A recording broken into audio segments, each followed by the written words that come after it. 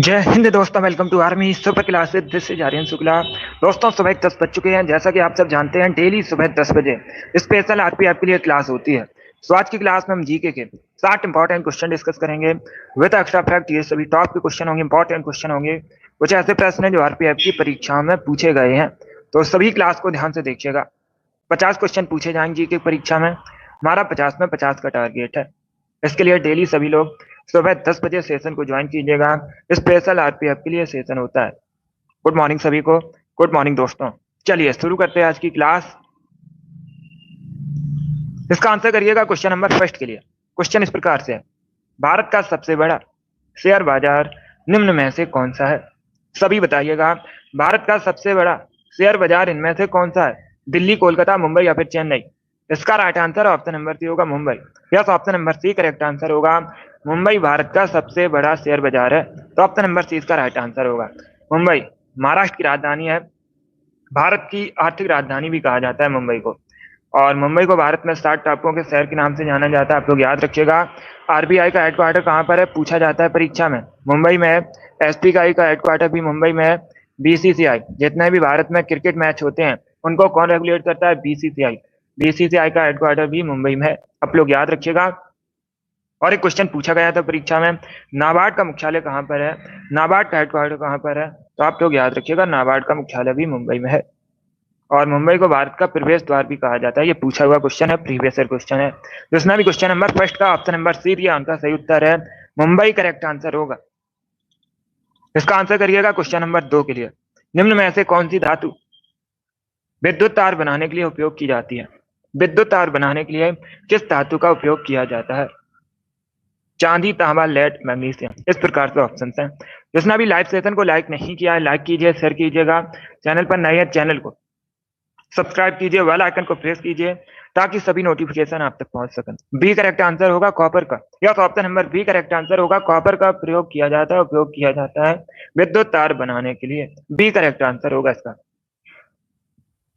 बहुत अच्छे, yes, B correct answer होगा। अब इसका आंसर करिए क्वेश्चन नंबर 3 के लिए। कटनी किसके लिए प्रसिद्ध है? कटनी में स्थित है सीमेंट कारखाना, उर्वरक कारखाना, स्कूटर कारखाना या फिर साइकिल कारखाना? इस प्रकार से ऑप्शन हैं। तो सभी जल्दी से आंसर करिए क्वेश्चन नंबर 3 के लिए। ये सभी टॉप के क्वेश्चन है, इंपॉर्टेंट क्वेश्चन है। इसी प्रकार के क्वेश्चन परीक्षा में पूछे जाएंगे आरपीएफ की, तो सभी क्लास को ध्यान से देखिएगा। अब इसका आंसर करिए क्वेश्चन नंबर 3 के लिए। ए करेक्ट आंसर होगा सीमेंट कारखाना है। यस, ऑप्शन नंबर इसका राइट आंसर होगा। कटनी में सीमेंट कारखाना है, ए करेक्ट आंसर होगा। दूसरा पूछा जाएगा क्वेश्चन, कटनी कहां पर है? तो आप लोग याद रखिएगा, मध्य प्रदेश में है। कहां पर है? मध्य प्रदेश में है। और सीमेंट कारखाना है, तो ऑप्शन नंबर इसका राइट आंसर होगा। आगे बढ़ते हैं। इसका आंसर करिए क्वेश्चन नंबर 4 के लिए। मौर्य साम्राज्य की राजधानी क्या थी? मौर्य साम्राज्य की स्थापना किसने की थी? चंद्रगुप्त मौर्य ने की थी, कई बार मैंने आपको बताया है। और मौर्य साम्राज्य के अंतिम शासक पूछे जाए तो बृहद्रथ मौर्य साम्राज्य के अंतिम शासक थे। मौर्य साम्राज्य की राजधानी बताइएगा। सभी जल्दी से आंसर करिए क्वेश्चन नंबर 4 के लिए। पाटलिपुत्र, कुशीनगर, वैशाली या फिर इंद्रप्रस्थ? ए करेक्ट आंसर होगा पाटलिपुत्र। वर्तमान में पटना नाम है। और पाटलिपुत्र मौर्य साम्राज्य की राजधानी थी। ऑप्शन नंबर इसका राइट आंसर है। सभी ने करेक्ट आंसर दिया इस बार आप सभी के राइट आंसर हैं। ए करेक्ट आंसर होगा, पाटलिपुत्र करेक्ट आंसर होगा। अब इसका आंसर करिए क्वेश्चन नंबर 5 के लिए। भारतीय राजनीतिक व्यवस्था में इनमें से सर्वोच्च है? क्या सर्वोच्च है? सुप्रीम कोर्ट, संविधान, संसद या फिर धर्म? इस प्रकार से ऑप्शन हैं। ये करेक्ट आंसर नहीं होगा। सुप्रीम कोर्ट करेक्ट आंसर नहीं होगा इसका। बी करेक्ट आंसर होगा, संविधान। Yes, option number B correct answer होगा। भारतीय राजनीतिक व्यवस्था में सर्वोच्च संविधान है, तो ऑप्शन नंबर 20 का राइट आंसर होगा। यस, बी करेक्ट आंसर है। बहुत अच्छे। इसका आंसर करिएगा क्वेश्चन नंबर 6 के लिए। आपको बताना है शरीर में श्वेत रक्त कोशिकाओं का मुख्य कार्य क्या होता है? शरीर में जो श्वेत रक्त कोशिकाएं होती हैं, इनका मुख्य कार्य क्या होता है, ये आपको बताना है। गुड आंसर सभी लोग दीजिए, राइट या रॉन्ग आप लोग आंसर करिएगा।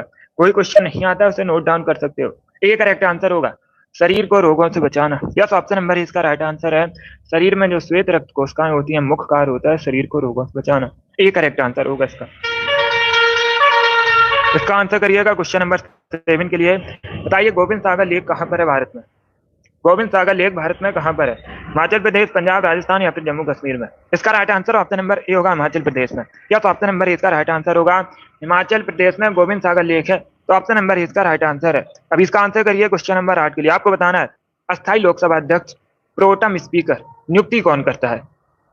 ये अच्छा क्वेश्चन है, पॉलिटी संबंधित क्वेश्चन है। इसका करेक्ट आंसर बताइएगा, प्रोटेम स्पीकर की नियुक्ति कौन करता है। राष्ट्रपति, उपराष्ट्रपति, निवर्तमान लोकसभा अध्यक्ष या फिर निर्वाचन आयोग। इस प्रकार से ऑप्शन हैं। तो सभी इसका आंसर करिए क्वेश्चन नंबर 8 के लिए। गुड।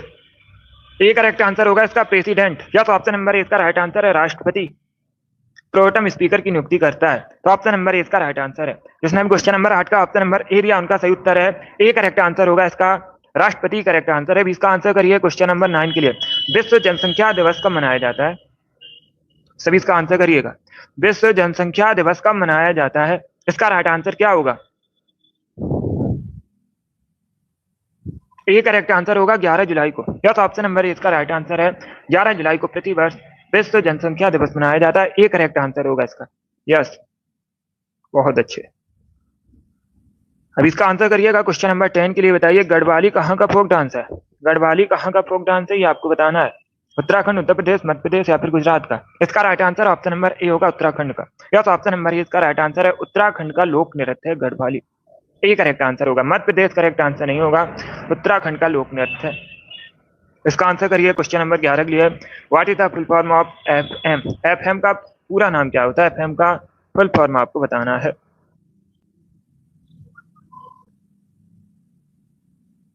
सभी इसका आंसर करिए क्वेश्चन नंबर 11 के लिए। गुड गुड मॉर्निंग सभी को। इसका right answer option number A होगा फ्रीक्वेंसी मॉड्यूलेशन, या तो ऑप्शन नंबर इसका राइट आंसर है एफएम का फुल फॉर्म होता है फ्रीक्वेंसी मॉड्यूलेशन। ऑप्शन नंबर इसका राइट आंसर होगा। आगे बढ़ते हैं। अब इसका आंसर करिएगा क्वेश्चन नंबर 12 के लिए। आपको बताना है ऑस्ट्रेलिया की राष्ट्रीय खेल बताइएगा। यस, आपको नेशनल स्पोर्ट बताना है ऑस्ट्रेलिया का। इसका राइट आंसर क्या होगा। बैडमिंटन, फुटबॉल, क्रिकेट या फिर टेबल टेनिस। इसका right answer option number C होगा क्रिकेट, या तो option number C correct answer होगा क्रिकेट ऑस्ट्रेलिया का राष्ट्रीय खेल है, नेशनल स्पोर्ट है। क्रिकेट करेक्ट आंसर होगा इसका। बहुत अच्छे, सभी ने करेक्ट आंसर दिया है, क्रिकेट करेक्ट आंसर होगा इसका। अब इसका आंसर करिएगा क्वेश्चन नंबर 13 के लिए। क्वेश्चन इस प्रकार है, निम्न राजवंशों में से किस वंश की स्थापना बिंबिसार ने की है। चार ऑप्शन दिए गए हैं, बताइए इसमें से किस वंश की स्थापना बिंबिसार ने की है। इसका राइट आंसर क्या होगा। सभी जल्दी।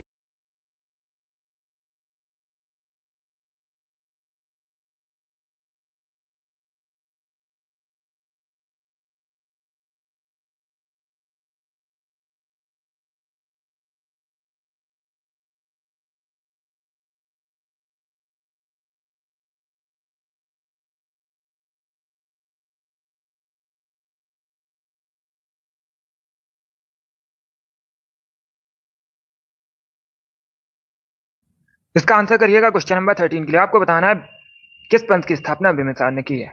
तो सभी इसका आंसर करिए क्वेश्चन नंबर 13 का। बताइए इसका राइट आंसर क्या होगा। इसका राइट आंसर होगा ऑप्शन नंबर ए हर्यक वंश की, या तो option number C correct answer होगा हर्यक वंश की स्थापना किसने की है, बिंबिसार ने की है। सी करेक्ट आंसर होगा।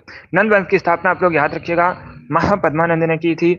मौर्य वंश की स्थापना अभी मैंने आपको बताया था चंद्रगुप्त मौर्य ने की थी, और गुप्त वंश की स्थापना श्रीगुप्त ने की थी। तो चारों ऑप्शन को आप लोग याद रखिएगा, चारों से परीक्षा में क्वेश्चन पूछे जा सकते हैं। जिसमें क्वेश्चन नंबर 13 का ऑप्शन नंबर सी दिया उनका सही उत्तर है हर्यक वंश करेक्ट आंसर होगा। अब इसका आंसर करिए क्वेश्चन नंबर 14 के लिए। मोमबत्ती रासायनिक ऊर्जा को किसमें कन्वर्ट करती है, इसका राइट आंसर क्या होगा।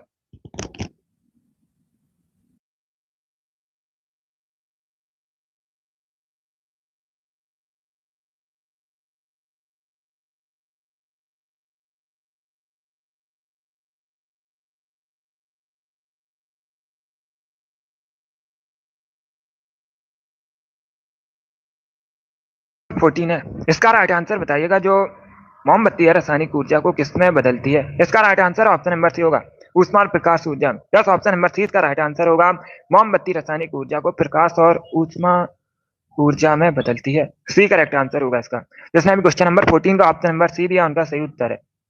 बहुत अच्छे, चलिए आगे बढ़ते हैं। अब इसका आंसर करिए क्वेश्चन नंबर 15 के लिए। आपको बताना है मेढक के हृदय में कितने भाग होते हैं। सभी जल्दी से आंसर करिए, बताइए इसका राइट आंसर क्या होगा। मेढक के हृदय में कितने भाग होते हैं, 4, 6, 3, 8। इस प्रकार से ऑप्शन हैं।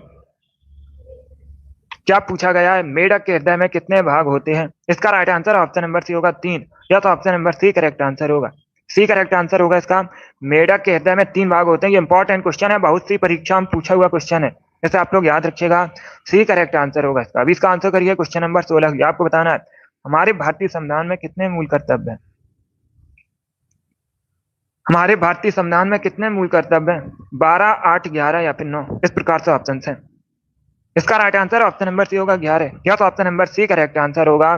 भारतीय संविधान में कितने मूल कर्तव्य हैं? 11 मूल कर्तव्य हैं। इसका right answer option number C होगा। अब इसका आंसर करिए क्वेश्चन नंबर 17 के लिए। तो इसका आंसर करिए क्वेश्चन नंबर 17 के लिए। न्यू इंडिया नामक पुस्तक किसने लिखी है? इंपॉर्टेंट क्वेश्चन है, इसका करेक्ट आंसर बताइएगा। न्यू इंडिया नामक पुस्तक के लेखक कौन है? बी करेक्ट आंसर होगा एनी बेसेंट। या तो option number B correct answer है, एनी बेसेंट ने न्यू इंडिया नामक पुस्तक लिखी है। तो ऑप्शन नंबर 20 का राइट आंसर होगा। अब देखिएगा, अगर पूछना परीक्षा में भारतीय राष्ट्रीय कांग्रेस की पहली महिला अध्यक्ष कौन थी, तो आप लोग याद रखिएगा एनी बेसेंट भारतीय राष्ट्रीय कांग्रेस की पहली महिला अध्यक्ष थी। इसका राइट आंसर आप सभी इसका आंसर करिएगा।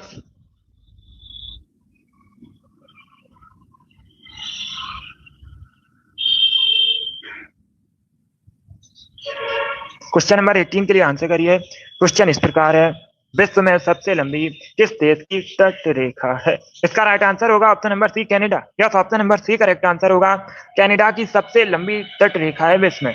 तो ऑप्शन नंबर सी इसका राइट आंसर होगा। देखिएगा, अगर पूछा जाए दूसरे स्थान पर कौन है, दूसरे स्थान पर रसिया है, दूसरे स्थान पर रसिया है, पहले स्थान पर कनाडा है। इंपॉर्टेंट है, ज्योग्राफी संबंधित क्वेश्चन है इस प्रकार।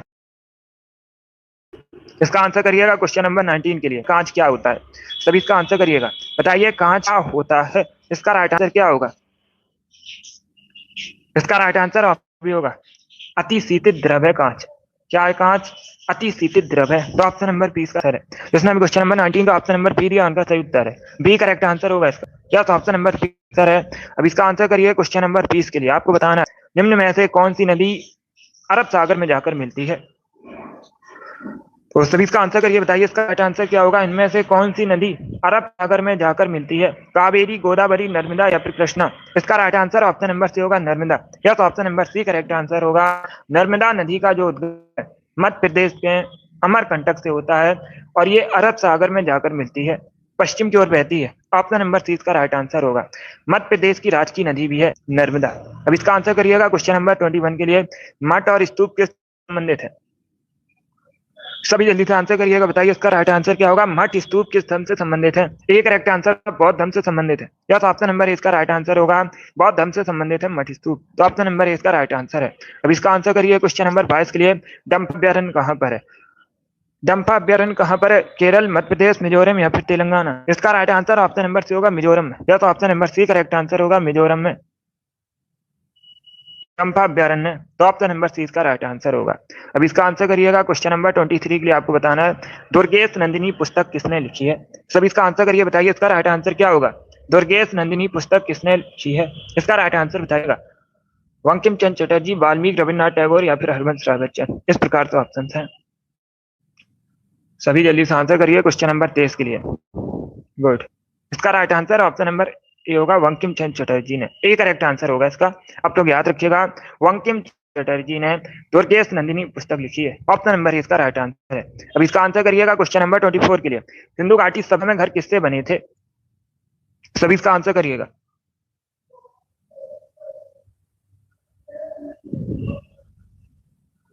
यस, जो खंबात की खाड़ी है अरब सागर में है। अगर ऑप्शन में खंबात की खाड़ी या फिर अरब सागर कोई भी लिखा है तो उसे भी टिक कीजिएगा। अरब सागर में है खंबात की खाड़ी। इसका आंसर करिए क्वेश्चन नंबर 24 के लिए। आपको बताना है सिंधु सभ्यता में घर किससे बने थे? इसका right answer option number B होगा, पक्की ईंटों से। Yes, option number B correct answer होगा। पक्की ईंटों से बनी थी सिंधु घाटी सभ्यता में घर। ऑप्शन नंबर बी इसका राइट आंसर है। जिसने भी क्वेश्चन नंबर 24 का ऑप्शन नंबर बी दिया, उनका सही उत्तर है बी करेक्ट आंसर होगा। इसका आंसर करिए क्वेश्चन नंबर 25 के लिए। गडकरी विद्रोह कब हुआ था? 1844 में हुआ था। केंद्र कहां पर था? इसका राइट आंसर बताइएगा। कोल्हापुर, सूरत, सिलहट या फिर कानपुर? इस प्रकार से ऑप्शन है। ए करेक्ट आंसर होगा इसका कोल्हापुर। या ऑप्शन नंबर ए इसका राइट आंसर होगा। वर्तमान में कोल्हापुर कहां पर है? महाराष्ट्र में। अगर पूछना परीक्षा में वर्तमान में कोल्हापुर कहां पर है? महाराष्ट्र में है। और गडकरी विद्रोह 1844 में जो हुआ था इसका केंद्र था। ऑप्शन नंबर ए इसका राइट आंसर होगा, कोल्हापुर करेक्ट आंसर होगा इसका। आगे बढ़ते हैं, इसका आंसर करिएगा। क्वेश्चन नंबर 26 के लिए आपको बताना है पानी का क्वथनांक कितना होता है। सभी जल्दी से आंसर करिए क्वेश्चन नंबर 26 के लिए। पानी का क्वथनांक आपको बताना है कितना होता है। इसका राइट आंसर क्या होगा? इसका right answer option number D होगा, 100 degree Celsius. D correct answer होगा इसका। पानी का जो क्वथनांक है 100 डिग्री सेल्सियस होता है। ऑप्शन नंबर डी इसका राइट आंसर होगा। अब इसका आंसर करिए क्वेश्चन नंबर 27 के लिए। की राजधानी बताइए क्या थी। अगर पूछा जाए पालवंश की स्थापना किसने की थी, तो आप लोग याद रखिएगा पाल ने पालवंश की स्थापना की थी, संस्थापक थे। और इसका right answer option number A होगा, Munger. Yes, option number A इसका राइट आंसर होगा। पालवंश की राजधानी मुंगेर थी। ऑप्शन नंबर ए इसका राइट आंसर होगा।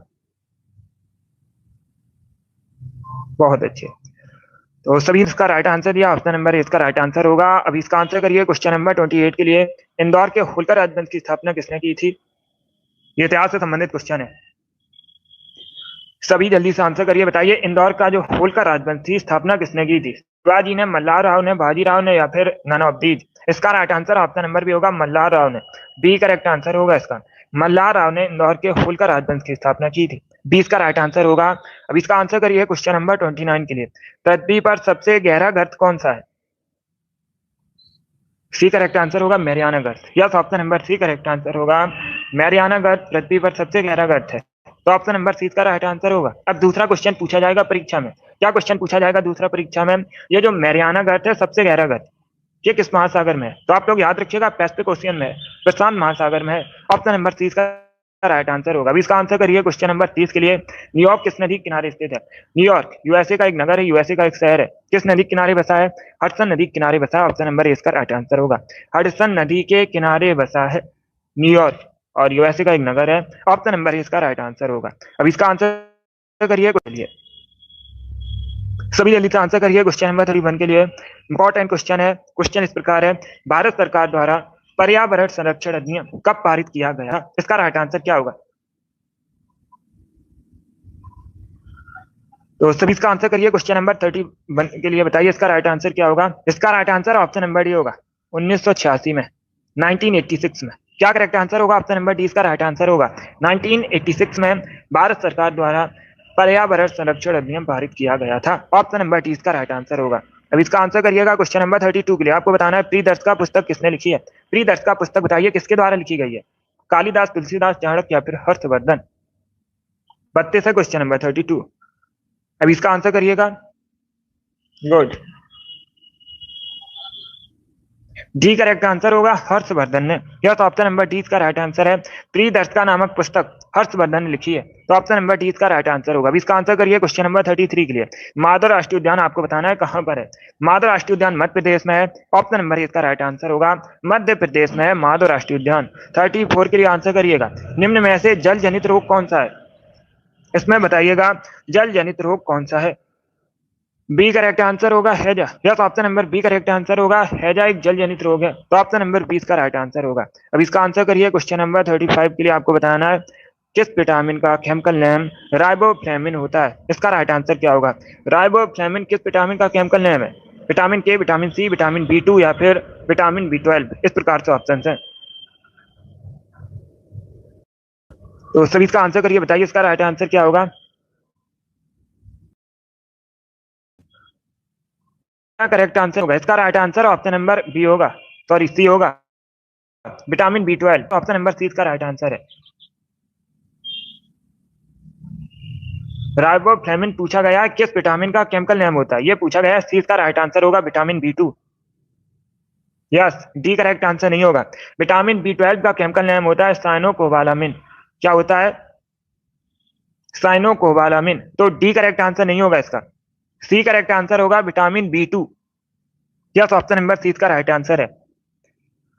पहले क्वेश्चन को समझिएगा। क्वेश्चन में पूछा गया था राइबोफ्लेविन किस विटामिन का केमिकल नेम होता है, ये पूछा गया था। तो इसका right answer option number C होगा, विटामिन B2 का केमिकल नेम होता है राइबोफ्लेविन। और विटामिन B12 का भी केमिकल नेम पूछ सकते हैं परीक्षा में, तो आप लोग याद रखिएगा साइनोकोबालामिन। क्या साइनोकोबालामिन? कोबाल्ट की मात्रा पाई जाती है विटामिन B12 में। डी करेक्ट आंसर होगा। अगर पूछा जाता साइनोकोबालामिन किसका केमिकल नेम होता है, तो आप लोग याद रखिएगा B12 का और यहाँ पर पूछा गया था राइबोफ्लेविन किसका केमिकल नेम होता है, तो सी इसका राइट आंसर होगा विटामिन B2 का। अब इसका आंसर करिएगा क्वेश्चन नंबर 36 के लिए। तब इसका आंसर करिए क्वेश्चन नंबर 36 के लिए। बताइए इसका राइट आंसर क्या होगा। नीचे दिए गए यौगिकों में से कौन सा प्राकृतिक गैस का मुख्य अवयव है। चार ऑप्शन आपको दिए गए हैं। यस, विटामिन B7 का बायोटिन होता है केमिकल नेम। देखिएगा, चार ऑप्शन आपको दिए गए हैं और क्वेश्चन में पूछा गया है कौन सा घटक प्राकृतिक गैस का मुख्य घटक है।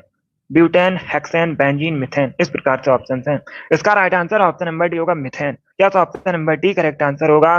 मिथेन प्राकृतिक गैस का मुख्य अवयव है, तो ऑप्शन नंबर डी इसका राइट आंसर होगा। आगे बढ़ते हैं। 37 के लिए आंसर करिएगा। खेतड़ी माइन किसके लिए प्रसिद्ध है। ये इंपॉर्टेंट क्वेश्चन है, ये भी बहुत सी परीक्षा में पूछा हुआ क्वेश्चन है। अब देखिएगा, अगर पूछ ले परीक्षा में खेतड़ी माइन कहाँ पर है, तो आप लोग याद रखिएगा राजस्थान में। कहाँ पर है, राजस्थान में। कॉपर के लिए प्रसिद्ध, ऑप्शन नंबर सी इसका राइट आंसर होगा। अब इसका आंसर करिएगा क्वेश्चन नंबर। भारतीय संविधान के अनुसार कार्यपालिका का प्रमुख कौन होता है। इसका राइट आंसर क्या होगा। भारतीय संविधान कार्यपालिका का प्रमुख कौन होता है। राष्ट्रपति, भारत के मुख्य सचिव, केंद्रीय गृह मंत्री या फिर होगा प्रेसिडेंट। एक करेक्ट आंसर होगा इसका। यह तो आप लोग याद रखिएगा, जो कार्यपालिका का प्रमुख है राष्ट्रपति होता है। एक करेक्ट आंसर होगा। बहुत अच्छे, यस अमित। अब इसका आंसर करिए क्वेश्चन नंबर 39 के लिए। नंद वंश का अंतिम शासक कौन था। नंद वंश का अंतिम शासक आपको बताना है। अभी मैंने आपको बताया था नंद वंश की स्थापना किसने की थी, महापद्मानंद ने। अंतिम शासक था घनानंद। ऑप्शन नंबर इसका राइट आंसर होगा। अब इसका आंसर करिए क्वेश्चन नंबर 40 के लिए। भारत की राजभाषा हिंदी है, तो ऑप्शन नंबर इसका राइट आंसर होगा। यस, भारत की राजभाषा पूछी गई है, हिंदी राजभाषा है। इसका आंसर करिए क्वेश्चन नंबर 41 के लिए। आपको बताना है नगर पालिका का कार्यकाल कितने वर्षों का होता है। सभी इसका आंसर करिएगा। नगर पालिका का कार्यकाल आपको बताना है कितने वर्षों का होता है। अगर पूछा जाए भारतीय संविधान का कौन सा भाग नगर पालिकाओं से संबंधित है, ये इंपॉर्टेंट क्वेश्चन है, पूछा जाता है परीक्षा में। बहुत अच्छे, यस अमित। अब देखिएगा, अगर पूछा जाए परीक्षा में क्वेश्चन कौन सा भाग भारतीय संविधान का नगर पालिका से संबंधित है, तो आप लोग याद रखिएगा भाग 9A। कौन सा भाग 9A नगर पालिकाओं से संबंधित है। कार्यकाल 5 वर्षों का होता है। इसका राइट आंसर होगा। 42 के लिए आंसर करिएगा। DOS का फुल फॉर्म बताइए क्या होता है। सभी इसका आंसर करिएगा, बताइए इसका राइट आंसर क्या होगा। DOS का आपको फुल फॉर्म बताना है। इसका right answer option number C होगा, डिस्क ऑपरेटिंग सिस्टम। क्या करेक्ट आंसर होगा। सी इसका राइट आंसर होगा। DOS का फुल फॉर्म होता है disk operating system. C correct answer होगा। अब इसका आंसर करिए क्वेश्चन नंबर 43 के लिए। टेस्ट ऑफ माई लाइफ तक किसने लिखी है। टेस्ट ऑफ माई लाइफ पुस्तक युवराज सिंह ने लिखी है। सी इसका राइट आंसर होगा। युवराज सिंह भारतीय क्रिकेटर है, इन्होंने टेस्ट ऑफ माई लाइफ पुस्तक लिखी है। 44 के लिए आपको फुटबॉल की एक टीम में खिलाड़ियों की संख्या कितनी होती है। सभी जल्दी से बताइएगा, फुटबॉल की एक टीम में खिलाड़ियों की संख्या कितनी होती है। सी करेक्ट आंसर होगा 11। या तो ऑप्शन नंबर सी का राइट आंसर संख्या 11 होती है। सी इसका राइट आंसर होगा। अब इसका आंसर करिए क्वेश्चन नंबर। सब प्रथम दिखाई देने वाला कंप्यूटर वायरस कौन सा है। भारत में सब प्रथम दिखाई देने वाला कंप्यूटर वायरस आपको बताना है। इसका right answer option number A होगा, सी ब्रेन। या तो ऑप्शन नंबर इसका राइट आंसर होगा ब्रेन। भारत में सब प्रथम दिखाई देने वाला कंप्यूटर वायरस है, तो ऑप्शन नंबर इसका राइट आंसर। अब इसका आंसर करिएगा क्वेश्चन नंबर 46 ये। कालाजार बुखार किससे फैलता है। कालाजार बुखार किससे फैलता है। रेतीली मक्खी के काटने से। ऑप्शन नंबर सी इसका राइट आंसर होगा। रेतीली मक्खी के काटने से फैलता है काला बुखार, तो ऑप्शन नंबर सी इसका राइट आंसर होगा। अब इसका आंसर करिएगा क्वेश्चन नंबर 47 के लिए। 5G स्पेक्ट्रम में जी का अर्थ आपको बताना है क्या होता है। जी का फुल फॉर्म बताइए क्या होता है। 5G में जो जी है इसका बताइए अर्थ क्या होता है, तो सी करेक्ट आंसर होगा जनरेशन। या तो option number C correct answer होगा। जी का अर्थ होता है जनरेशन, सी करेक्ट आंसर होगा।